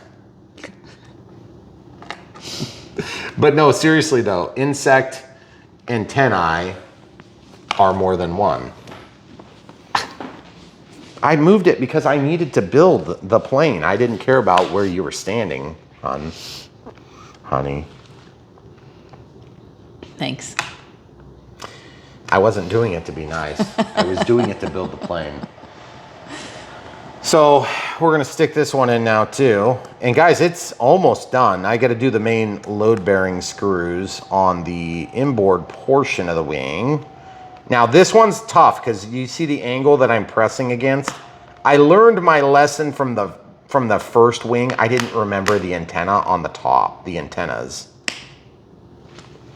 So if it's an airplane, it's antennas. If it's an inanimate object, like hardware, it would be antennas. If it's an animal, it would be antennae. I didn't understand that until somebody corrected me on YouTube. So I at least picked up one detail over the years. For all these years? One. That's what you remember. Yes. Everything else was stubbornly rejected immediately as soon as I heard it. Just kidding. I actually have learned a lot doing this. And hopefully we've taught you guys a few things. If you're brand new to the hobby and you're wondering why we gripe about an assembly that looks relatively easy, it's just because we've done millions of them. And when I say millions, that might be a slight exaggeration, but we have done thousands. We've done a lot. Like one of those thousands, maybe. Have we done 1,000 things, you think? We've got to be, no. We have 1,900 videos, but we have done, you know, probably hundreds, the high hundreds of items. Yeah. Okay. Okay, so that's pretty clean, guys. Give them a close up of this. Ah, son of a biscuit lover. I may have to China that. The China glue failed. Okay. Okay. We're gonna show you guys how to fix that with some China glue. You ready to see that right now? Yes. I'm trying to figure out why we have extra screws. Because they gave us extra screws. But 2?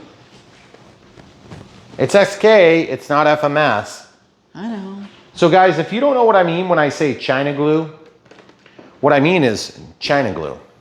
It's a mucilage-based product that comes in white unmarked tubes, or you can get one from the UK that has warning labels. So that's not China. So you know not to eat it, thank God. Because otherwise you'd been like, give me more. Okay, so this stuff is similarly expensive to the FMS offering here, okay? In terms of volume, you get a little bit less, but it's a little cheaper. You get a little bit more, it's a little bit more expensive. They're both very good. I like these because you have to pierce the tip when you start them. This one comes opened tipped, okay? They're both aluminized tubes, which means that if you have squeezed on the last job, it may kind of start coming out a little bit. You guys see how it's open already? This has never started dry, ever. I have had mucilage from Hobby King. For years, I used to swear by it. Super sticky, super tacky. And then I started getting tubes that were dried out. And so I was like, screw tubes, that. yeah. Brand new. And so this is from FMS. And so this is not an FMS product, so sorry, China. Go yell at the guy down the hallway. that is like See what I have to pierce it. right, but that's like a flat tip, whereas this comes with like a pointy aluminized. Yeah, so it's a little bit, applicator this is thingy. aluminized. Well, This is an aluminum they're tube. both aluminum. Yeah. When they do an ultrasonic weld on this to close the tube, it's an open tube when they fill it. Right. I just Okay. meant this has a pointy applicator end. Oh boy, oh man, oh, I got it all over the place. Shucks again, I hate it when I do that on camera. Sometimes the sticky stuff comes out a little quicker than you expect. So I'm just gonna take the China glue and just spread it in the hole, okay? And yes, China glue, okay, so if you don't know what China glue is, It's mucilage-based product, and you're probably wondering what the heck mucilage is. Mucilage is, it's like a tree bark sort of tree thing. I don't know.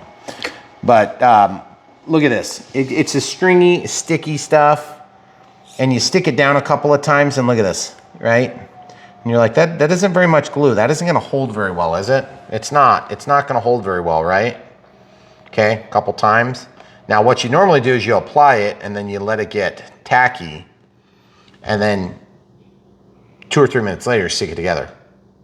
And you won't believe me, I'll be able to hold this plane by this contact point, okay?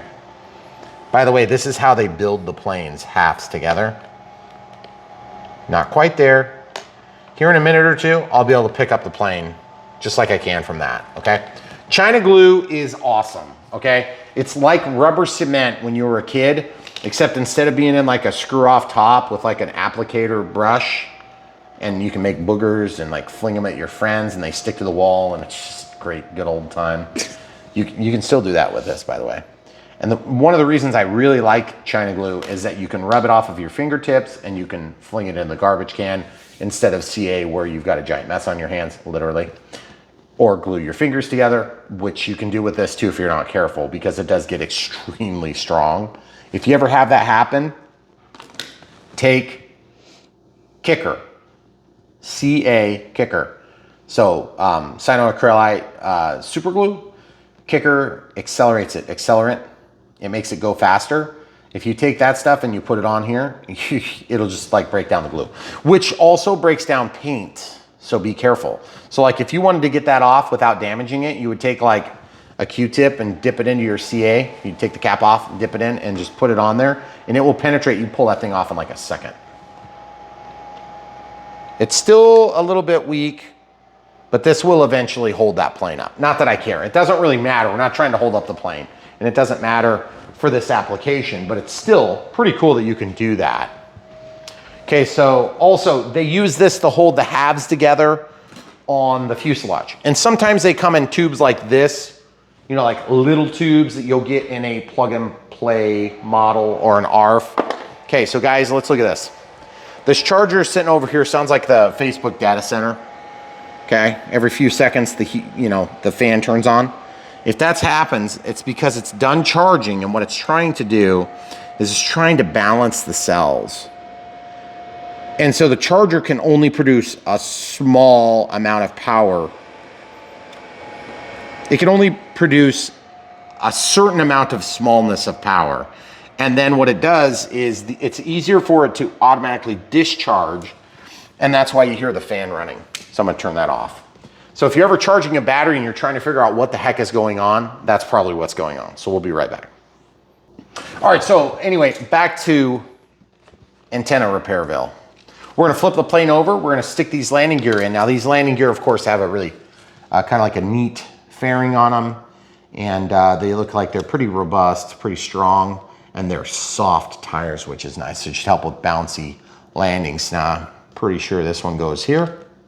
How do I know it goes there? It goes there because I looked at the box to verify, but if you've seen this plane in real life, which again, I'm not super familiar with this particular plane, and I'm not often, I mean, I've seen it a number of times, but I've never seen one in person that I know of. Actually, maybe I have, and it was just something that was parked at one of these demonstrations.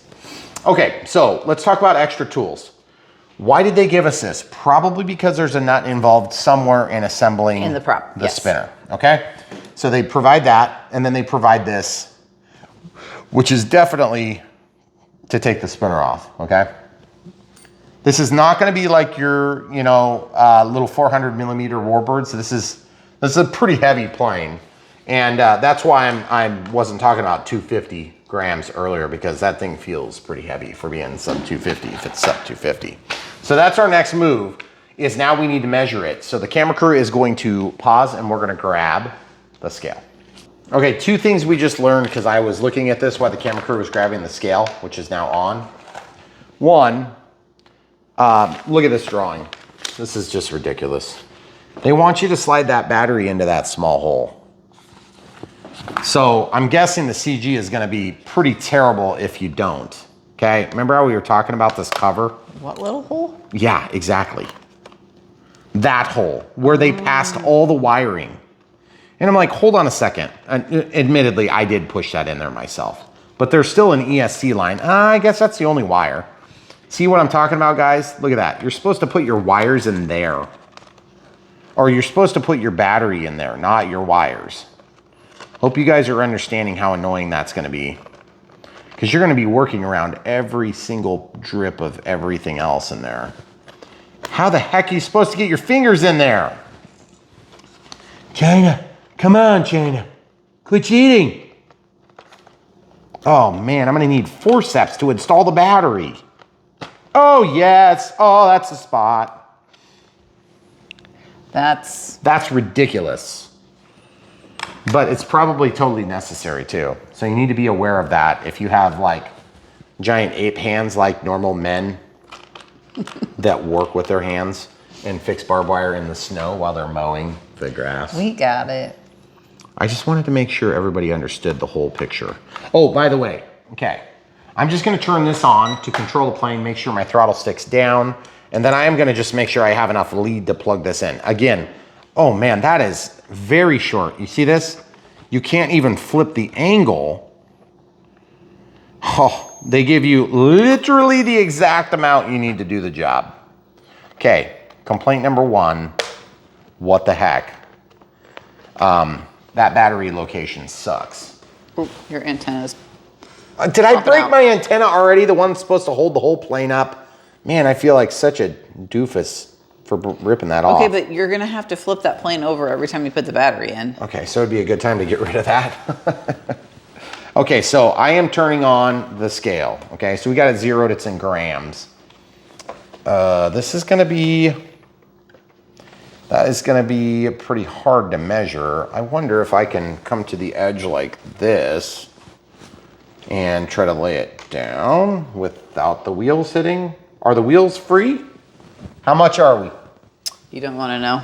China, listen. Just take the antenna off. 4 grams. You're killing me here, China. You're killing me. Take off the fugly tail wheel. 252. You're kidding me. I'm not kidding you. How is that only 2 grams? That's why I said it was really light. Okay, so it's sub 250 without the gear on. So let's take the gear off and we'll prove it to you. FAA. Just fly without yourself. Fly without the gear. What? I said fly without the gear. You could take the screws out. That wouldn't be very much weight. Okay, so all joking aside, seriously guys, this is why I didn't mention it, but now we're at 237 grams. See, now you're sub what the box says. Right. I'm just trying to think what you could give up on this plane that would not be the landing gear. Because I like wheels up, wheels down myself. But anyway, there's a reason we measure these things, guys. You may not have that same problem, and I'm just gonna tell you this right now. I'm gonna fly it either way. It doesn't matter. But if you're trying to be super compliant, then maybe yours will be 4 grams lighter. You could probably take these gear door off. Okay. What a stupid conversation we're having right now. Just admittedly, what a stupid conversation. What in the heck difference is there between 250 grams and 260 grams? What idiot bureaucrat has the authority to make that decision? Not the elected ones. Oh, the unelected ones. Yeah, that's right. Those ones. They get to make arbitrary and capricious rules. Anyway, sorry. I get annoyed when I start talking about the government. Roll left, roll right. All right, so I'm gonna hold this plane by the tail. I'm gonna give it throttle. All the way up, all the way down. I hope that arms it. Ooh, that's pretty good throttle control. I'm gonna turn it away from my goodies. What the heck is going on here? Look at that, did you see that? Yes. That's a good amount of power, guys. Okay, so now it's trying to auto level. Okay, so or no, it's not. It's just stabilizing. Okay. So I'm gonna go throttle. That looks awesome.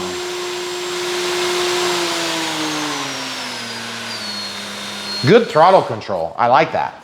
Okay, so obviously there's a stabilizer. There's a stabilizer working. So now I'm gonna 6G, senor. Okay, I don't know what happened. Something's different. Now that's 6G 3D. I can't tell the difference. So we'll have to press the buttons and figure it out at some point. Light control. So it goes to flashing. Light control, now it's off. Light control, now it's on. Now dual rates, I assume are gonna be dual rates in Expo. So I'm gonna press, there's 2 beeps. Whoa, yeah, just remember you don't have a, whoa, look at the tail. Look at that, see it's down? What the heck is that crap?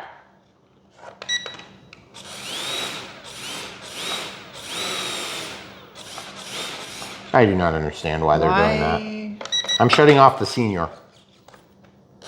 Oh, that must be auto leveling. See? Watch this. When you give throttle, it's gonna give you takeoff assistance.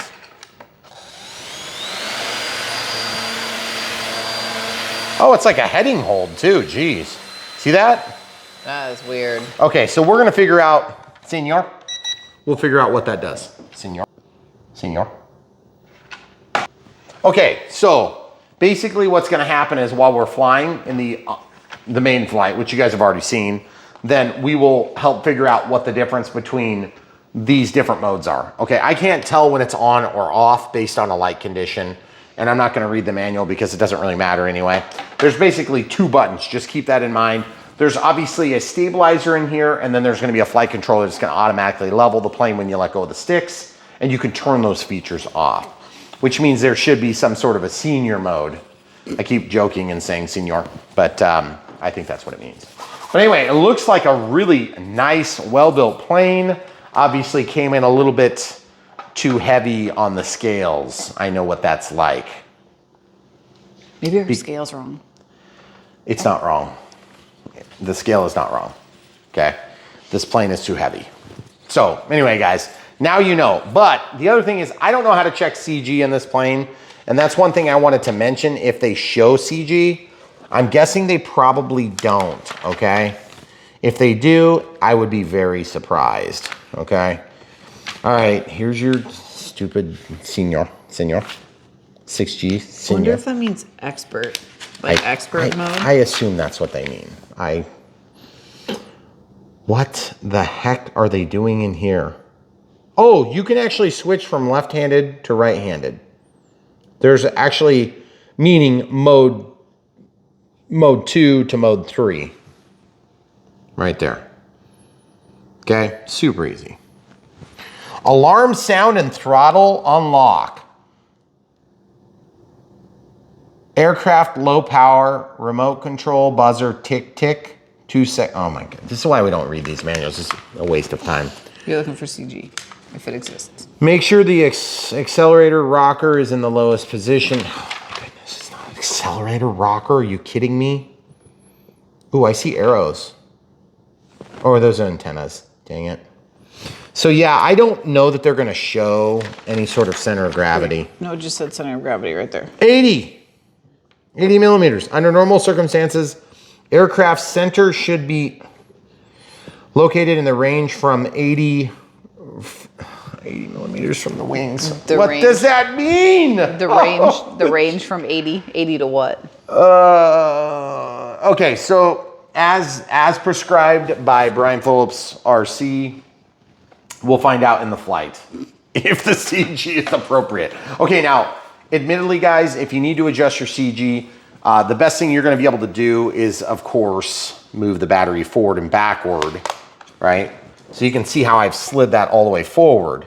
But I can also tell you that thing is sliding a little bit easier than I would like. So maybe the better way to do that would be to take and turn it sideways. Yeah, that bites, it still doesn't really bite. So all the way forward is what they recommend to start with. And that makes sense because you're gonna tend to have let's just see how much the battery door weighs. It's probably less than 1 gram, okay? The reason I'm thinking is because it would be easy to leave this off. Yeah, it's somewhere close. It's between 0 and 1 grams. It's probably about like 80 milligrams. Or 800 milligrams. It's not very much. No. It's not quite a whole, it's not a whole gram, okay? So that's why it breaks. It's over half a gram, but less than 1 gram, okay? So that thing is. But you can take off the landing gear if you want to be true compliant for sub 250. I would probably take off the tail dragger, but then you're not going to be doing anything anyway. So I gotta say, the wheels look really nice. This is a beautiful model. I'm just concerned it's going to fly heavy. It has a lot of wing structure, so I think we're going to have good lift because we just have a lot of wing. And then you'll also notice it flattened out. Did you see that? Mm-hmm. I was afraid that that was going to anhedral and just look really bad. Dihedral, whoa, this screw is not tightened. I just noticed it, look. Right here, look, how do you tell? Because I'm moving the wing when I touch it. I'm just going to torque this down as much as possible and just see if that helps. Oh yeah. I think there's just a little bit of a rock here. You see that? Mm-hmm. I think it is tight. So guys, XK, they make a good plane. Historically, we've had good luck with like every plane from XK except for one. And ultimately we did get that one flying okay too, but that was on the J3 Cub and it had to do with the whole position. So if you want more rudder authority, you can move to the inside hole. I put them in the outside hole. If you need more elevator throw for elevator authority, then you can move to the inside holes. There's 3 holes. I'm starting on the outside because there's no clear indication in the instructions. And so I figure that's the safest place to be, provided we have enough authority to actually fly the plane, okay? That being said, if I was setting up a plug and fly, which this is not a plug and fly, it is a ready to fly, then I would probably go somewhere in the middle and then I would just set up extra expo. But since I don't control that, I'm gonna just go with what they've got. All right, guys, leave your question in the comments below and we'll do our best to get to them. As usual on Brian Phillips RC, we appreciate your support. There's 4 or 5 different ways to do it. The most important and easiest one is to buy amazing planes, hopefully like this, from the links in the video description below. If you can't find them down below because YouTube is still attacking our links for some stupid reason, then all you have to do is go to brianphillipsrc.com. That's our domain, our website. Did you see what I just did there? What did you do? I cycled the lights. It was accidental though. But if you go to Brian Phillips RC, you can sort by manufacturer that we worked with, hobby shop, whatever company it is that was affiliated with Brian Phillips RC, or you can sort by type. So this would be like a general aviation, might be a biplane. I don't know if this is a warbird technically. I think it's just a general aviation plane. But you'll be able to find this plane along with maybe like the DA-18 from Beechcraft, okay? So it's an E-Flight product. And that way you can see what you want to compare this to. Maybe you've got a tight budget or you've got maybe a loose budget, but you want just the right fit. We'll help you sort through your needs. And then when you decide what you want, just follow the link, buy the plane, and then you support Brian Phillips RC financially through contributions from the companies that we work with and not necessarily from you directly. But if you insist on directly supporting us, we have 4 different ways. Super thanks are really easy and much appreciated on YouTube. YouTube members, thanks for being one. Patreon, which is a monthly support just like YouTube members, except the fee structure is lower, which means that we keep more with the same amount of donation or support, whichever way you want to look at that. And then there's also PayPal. So friends and family means that we pay no fees unless you're overseas. If we're not friends and family, then there are considerable fees, just so you guys know. So in order of the most efficiency to stretch the dollars as far as possible, buying planes, everybody wins because you get a plane, we get the support from them, and then they know that we're reaching you as an audience. And so that will help to perpetuate what we're doing here on Brian Phillips RC. And so we always push that, okay? But if you want to do one of the other 4, we really appreciate you guys supporting us. But we would prefer you to just buy awesome planes, cars, trucks, weed whackers, leaf blowers, and the things that we review on this channel, because that is really how we grow the channel. So also along the same token, if you don't want to support us in those ways, or maybe you can't, or your wife has threatened to murder you if you buy another airplane, just remember the snakes in the basement. That trick usually works. But also we have other ways to support us by watching the videos all the way through occasionally, smashing the like button, even if you hated the video. Just kidding. You don't have to like the video if you don't like it, but it does help us if you like the videos, because many of you are watching on smart TVs. And so if you're watching on a smart TV like this, there's no real good apparatus. So the next time you sit down at the computer, you can go to your history and you can like those videos. Also, just watching the videos helps.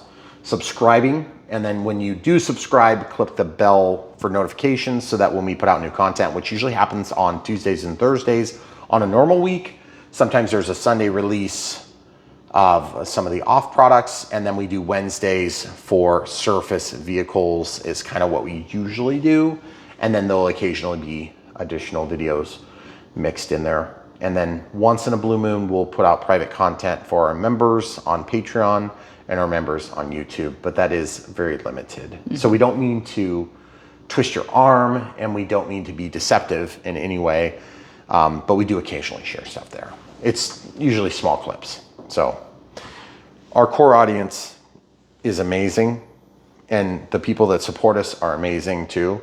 And we don't ever want to make you guys feel bad if you can't support us or you're not in a position to support us. So that's why we always push back to just get the planes when you're getting them from our links. So Camera Crew, you had something to add? You said Tuesday and Thursday. We usually release Monday. Oh, and I'm Thursday. sorry. It's like Monday and normal. Thursday. I don't know why I said Tuesday and Thursday. So it'd be like a Monday morning thing. If you're in central part of the country, we try to hit like 10 o'clock. So we kind of split the difference between the East Coast and the West Coast. And then everybody else in the world, it's just whenever it happened. Whenever you watch it is fine. Whenever you watch it is fine. Although, to be honest with you, YouTube has been attacking us with our links because they have taken to the position that somehow it's deceptive to have a link that says P51. You click it and then it follows to a site that sells P51. But evidently they think you're pretty dumb. And so anyway, we don't ever mean to insult your intelligence here on Brian Phillips RC, even though we make bad jokes all the time. The truth is YouTube is the mothership. We do work on their platform. And even though we are very careful about what we say, how we say it, to avoid, giant political and religious arguments here, we do bite our tongues hard on a lot of topics, guys. But at the end of the day, we love the hobby. We love aviation. We love the new products that are coming out. There's some really good stuff. And so we just do our best to look past some of those issues. But it has been a battle for the last few months. And so the extra outpouring of support's been appreciated. And so YouTube has recanted some of their decisions on the blocked links, in case you guys are following on a regular basis. Some of them. But they literally blocked some right before they did that, and then they blocked some after they did that. So it's kind of like, okay, whatever. We'll believe it when we see it. But we've been through this before, and we'll hopefully survive this one. We do, like I said, operate on YouTube, the platform. They control it. They could make a policy. They could change a policy anytime they want. They didn't really owe us much of anything, except for they kind of do, because we're partners, whatever that means. And we do make content that makes this channel a thing, which is super dinky in the whole grand scheme of things. But YouTube depends on creators to make content so that advertisers can make money and sell stuff. Okay, so it's just the way it is. If you love RC airplanes, you're going to find good content on YouTube. And by the way, there are other people on YouTube that do a good job too. We don't ever mean to pretend like we're in some sort of a vacuum here. We watch them too, and they're awesome. And so we really appreciate you guys that are doing it too. But at the end of the day, we are competitive for your clicks. And so don't forget that it does actually matter in our real lives in time and space. When you click those links, it makes an impact on my life. It makes an impact on my 4 kids' lives. It makes an impact on the camera crew's lives. So all of us are impacted when you do that. It's not just a faceless, nameless thing. There are real people that are really depending on certain behaviors. Let's say it that way. So, and we do very much appreciate you guys helping us in that way. Also, I'm noticing this thing. Does that look like that's up, or is that in my head? Yes, but This one? The other one, it's not screwed in all the way. Or I just think it's like... I just think that's the way it is. Because the other side looks similar. So I did notice that too about this plane. When I was putting the pieces together, there's a clip point. There is a shaft that's made of plastic that's embedded into the foam. And so as you pass your screw, there's plastic on plastic, okay? So it's not like some planes you have like a fitting inside that's plastic, but it's very thin. Okay, this is thick. So when you tighten the screw down, those two components bite together, but the foam is glued over a large surface. It's not uncommon to have that support, but what I'm noticing is like right here, if you guys run into that, that's normal. It must be normal because I'm noticing it. If I squish the plastic, nope, that screw's lifting. Do you see the screw lift when I do that? Look. When I squish the plastic, the screw head goes up. Maybe I just couldn't get purchased because the screwdriver is so dang hard to hold. Let's try. So guys, on Brian Phillips RC, we try to acknowledge when we've screwed the pooch bad. And if you're a pooch lover, I apologize in advance. Okay, I just tightened that and it worked. Okay. You guys see the lengths I had to go to get that tight and it still pops up. I mean, it's tight enough to work. But I just want you to be understanding something. The plastic members go up against other plastic members. It's not like you're going foam against plastic here, okay? And we've seen that a lot in these cheaper, smaller planes. Okay, so XK, good job. Lots of exhortation from Brian Phillips RC about inside baseball things. So please accept our condolences and apologies for that. We just want to keep you up to speed because some of you guys have been following us for like 9 years and you probably care a little bit more than you should, and we appreciate you doing that. And every day that we do this footage, and my wife spends like way too much time on the channel behind the scenes. That's the camera crew, of course, Megan, my wife of many years. And so when you help us, it really does help us all. So anyway, all right, cool plane, looks amazing. Can't wait to fly it. Hopefully you guys enjoyed the way that it flew. I'm assuming it's probably gonna do okay.